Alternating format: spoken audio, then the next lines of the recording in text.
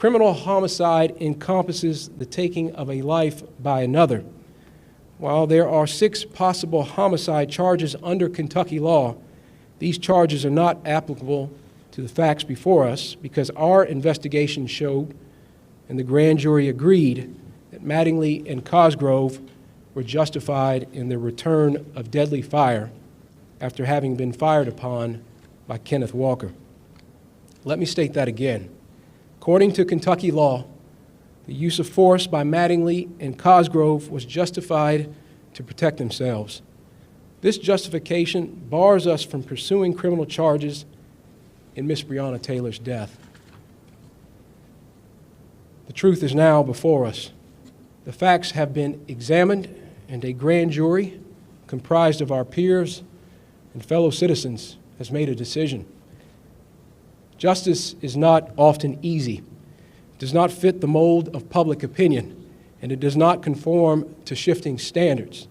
It answers only to the facts and to the law. With this in mind, we must now ask ourselves, where do we go from here? Will we continue to prosecute the charges brought in this case as it now proceeds through the justice system and moves to trial? That is our responsibility.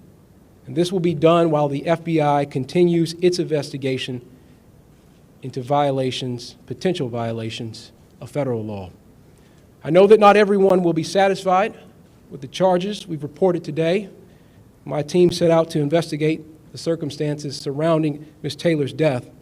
We did it with a singular goal in mind, pursuing the truth. Kentuckians deserve no less. The city of Louisville deserves no less. Every person has an idea of what they think justice is.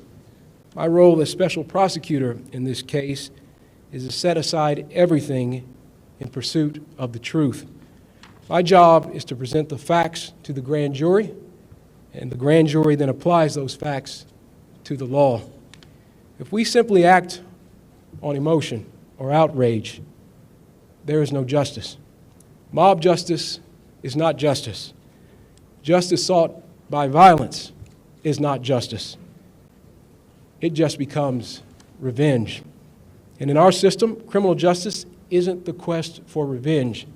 It's the quest for truth, evidence, and facts, and the use of that truth as we fairly apply our laws.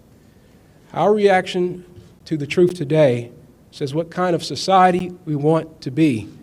Do we really want the truth, or do we want a truth that fits our narrative?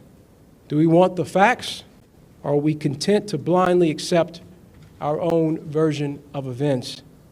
We as a community must make this decision. I understand that Miss Breonna Taylor's death has become a part of a national story and conversation. But we must also remember the facts and the collection of evidence in this case are different than cases elsewhere in the country. Each is unique and cannot be compared.